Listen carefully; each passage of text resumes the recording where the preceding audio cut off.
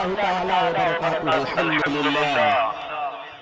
الحمد لله الحنان المنان الذي خلق الإنسان وعلمه البيان، والصلاة والسلام على رسوله سيد الإنس والجان وعلى آله وأصحابه ذوي الخير والإحسان. أما بعد، فأعوذ بالله من الشيطان الرجيم. بسم الله الرحمن الرحيم. قل يا أيها الكافرون لا أعبد ما تعبدون إلى آخر هذه السورة. صدق الله مولانا العظيم. بارگاہ رسالت محمد صلی اللہ تعالیٰ علیہ وسلم میں ایک مرتبہ درود پاک کا ہدیہ پیش کریں. اللهم صل على سيدنا ومولانا محمد معدن الجود والكرم وآله وأصحابه الكرام وابنه الكريم وبارك وسلم صلاة دائمة سرمدا أبدا. عزیزان گرامی اوقات، قلب شہر ہے ممبئی کا، اور آپ کا علاقہ گوونڈی بہت دور دراز تک مشہور ہے. حالات ایسے سازگار نہیں تھے کہ اتنا بڑا جلسہ ہو. ہر طرف سے افواہیں گرم ہیں اور بہت سارے موسم کے کیڑے باہر آئے ہوئے ہیں. ان حالات میں کل بھی ہمارے احباب یہ کہہ رہے تھے کہ اس جلسے سے نہیں ہونا چاہیے، لیکن یہاں آنے کے بعد آپ کے حوصلوں کو دیکھ کر کے یہ لگتا ہے کیوں دبے جس پہ حمایت کا ہو پنجہ تیرا. شیر کو خطرے میں لاتا نہیں کتا تیرا، جس کی نسبت دربار راز سے ہے وہ زمانے کی باطل طاقتوں سے نہیں ڈرا کرتا. میں مختصر آج گفتگو کروں گا، لیکن ایک بات ضرور بتاتا ہوں میرے عزیزوں. تمہاری زندگی چاہے جیسی بھی ہو، یہ اللہ کی دی ہوئی ہے. زمین اللہ کی ہے، آسمان اللہ کا ہے. کسی کا بھیک مانگ کر نہیں کھاتے، اللہ کا رزق کھاتے ہیں. اور جب تک زندگی میں تمہاری جان باقی ہے، سانسیں باقی ہے، اخلاقی فریضہ نہیں، تمہاری جان کا یہ فریضہ ہے. جب رب ذوالجلال کی ذات پر یا رسول کائنات کی ذات پر یا دین اسلام پر کوئی بھی کتا بھونکے، اس کا جواب دینا ہر مسلمان پر فرض ہے. مسئلات حکمت الگ مسئلے.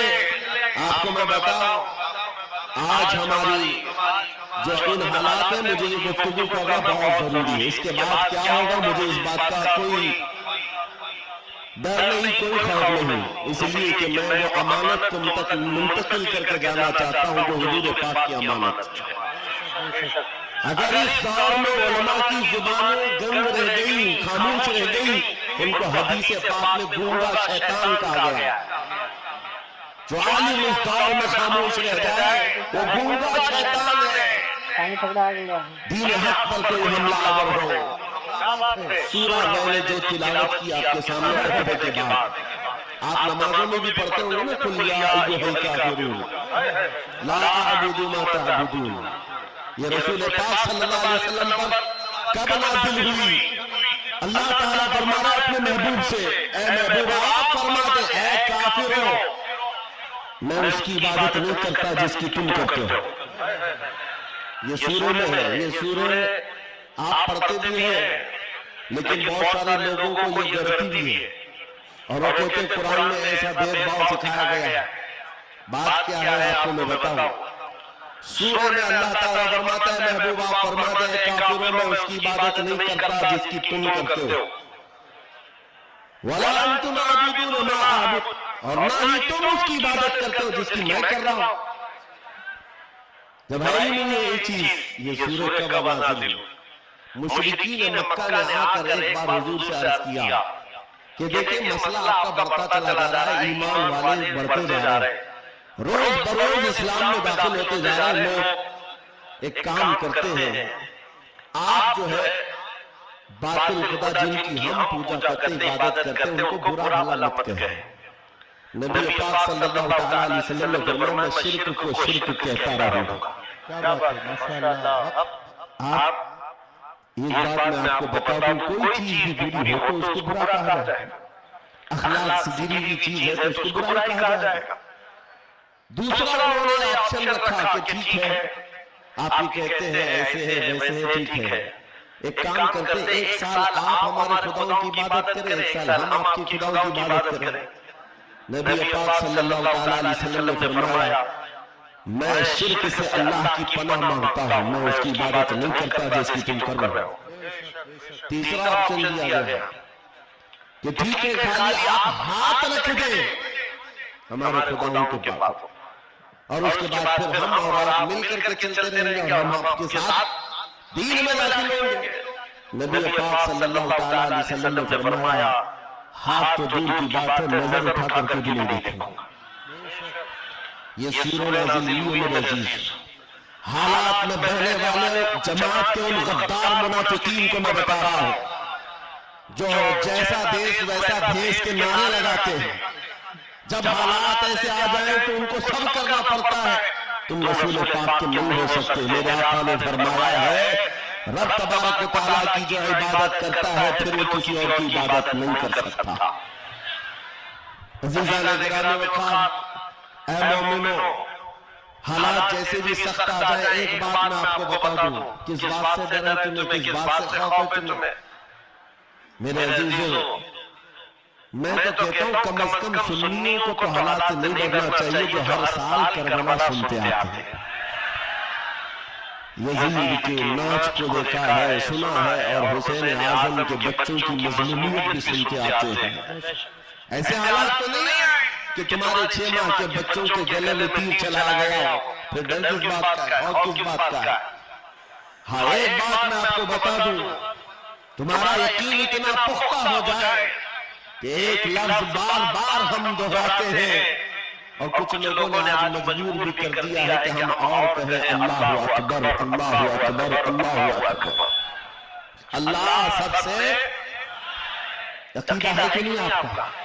اللہ سب سے، یہ عقیدہ کب آیا آپ کے پاس پتہ ہے؟ جس دن تم پیدا ہوئے تھے تمہاری ماں کی گود میں آئے، مؤذن آیا، کوئی مولوی آیا اور کان میں سب سے پہلے کیا کہا؟ سب سے پہلے کیا کہا؟ اذان دی جاتی ہے کہ نہیں بچے کے کان میں؟ جو بھی بچہ پیدا ہو اس کے کان میں اذان، اور اذان کا پہلا لفظ کیا ہے؟ ڈر کر کے تو نہیں بولو، زور سے بولو۔ ہاں اب یہ آواز وہاں تک بھی پہنچے گی۔ سب سے پہلا کلمہ تھا اللہ اکبر، اور اس کے بعد جب تم ہوش میں آئے جہاں سے چلتے تھے وہاں سے آوازیں آتی تھی اللہ اکبر، اللہ اکبر، اور اس کے بعد زندگی تمام ہو گئی۔ اور جانتے ہو صرف ایک ہی قوم ہے یہ دنیا میں ایسی، آپ ہیں ہمیں، ان کو صرف اور صرف پیشانی اور ناک زمین تک جھکانا ہو تو صرف ایک ہی بات کہنا پڑتا ہے اللہ اکبر۔ اس جملے کے علاوہ کسی امام کو لاؤ مسجد میں کسی امام کو لاؤ اور امام سے کہو اپنے باپ کا نام لے اور جھکا کر دکھا، کوئی قوم ہے نہ رکوع میں جائے گی نہ سجدے میں جائے گی۔ بادشاہ وقت بھی ہو، اکبر جیسا ڈکٹیٹر دین الہی نام کا ایک نیا دین لایا تھا، اور اس نے اپنے نمازیں الگ شروع کروا دی تھی اور بادشاہ کے نام سے تکبیر کہی جا رہی تھی، اس کا بھی نام اکبر ہے۔ میرے عزیزوں، وقت کا بڑا بادشاہ اپنے نام سے جب جھکانا چاہا، وقت کا مجدد الفیصانی فاروقی سرہندی کھڑے ہو جاتے ہیں اور کہتے ہیں یہ پیشانی صرف اور صرف اللہ کے نام سے جھک سکتی ہے۔ کوئی بادشاہ اپنے نام سے تمہیں جھکا سکتا ہے، ہاں لیکن ایک کسان کا بچہ حافظ قرآن ہو، امام بن جائے اور اللہ کا نام لے، پیچھے کھڑا ہوا ہر امیر غریب سجدے میں چلا جاتا۔ یہ نہیں دیکھتا کہ کسان کا بچہ جھکا رہا ہے، وہ یہ دیکھتا ہے مجھے رب کے نام سے جھکایا جا رہا۔ دنیا کی واحد قوم ہو جس کو جھکانا ہو تو صرف اللہ کا نام ہو۔ اسلام کے علاوہ کبھی تمہاری پیشانی کبھی کسی کے سامنے اور کسی کے نام سے نہیں، ہاں پیدا ہوئے تھے تب تمہارے کان میں پہلا جملہ اللہ اکبر تھا۔ جوانی میں ہر جگہ مسجدوں سے سنتے آئے، جس دن ہمارا انتقال ہوا جنازہ لا کر رکھا گیا امام کے سامنے، صفیں لگ چکی تھی، امام نے ہاتھ اٹھا کر تکبیر باندھی، کیا کہا پہلا جملہ؟ اللہ اکبر۔ ہم پیدا ہوئے تھے اللہ اکبر کہتے ہوئے، دنیا سے چاہے ہیں अल्लाह अकबर कहते हुए, ये अकीदा है मुसलमान का पैदाइश से लेकर मौत तक, अगर किसी को बड़ा मानता है तो सिर्फ अल्लाह अकबर कहता। इसके अलावा ताज और तख्त की पूजा हमारे नहीं होती। 5 साल 10 साल हुकूमत करने वाले कोई देवता नहीं बनता, ना ही हमारे यहाँ नबी की इबादत होती है। इबादत सिर्फ अल्लाह की है। आज तुम सबके लिए जो चीज फर्ज बन चुकी, फर्ज वो क्या है जानते हो? वो फरीज़ा मैं अदा करना चाहता हूं। आज जंग का मैदान बना दिया है सोशल मीडिया को, और लोग हमसे ये कहते हैं आप खामोश रहे तो उधर से कुछ नहीं होगा। हमारा दीन ऐसा है कि हम अपनी बातें लोगों तक पहुंचाने में मसरूफ रहते हैं। हमारे अंदर अखलाक भी है, मॉरलिटी है, नरम गुफ्तगू करते हैं, बाजू फैलाकर लोगों का इस्तकबाल करते हैं। लेकिन हमारे असातिज़ा ने एक बात कही है कि बेटा जुबान नरम रखना, दिल ठंडा रखना, दिमाग ठंडा रखना, जुबान मीठी रखना, दिल नरम रखना, यह अच्छे अखलाक की बात है। लेकिन ये उस वक्त तक है जब अखलाक में हो, और जब नबी पाक के सामने कोई कुत्ता भौंकने लगे तो फिर अब जुबान मीठी नहीं रहती, दिल ठंडा नहीं रहता और दिमाग नरम नहीं रहता। इसलिए कि हमारे अखलाक यही है, गैरत ये है, दुनिया वाले अपनी बीवी को छेड़ने पर, अपने माँ को टच करने पर बरंगेज़ता हो सकते हैं, तो हम करोड़ों माँ से ज्यादा अपने नबी से मोहब्बत करते हैं।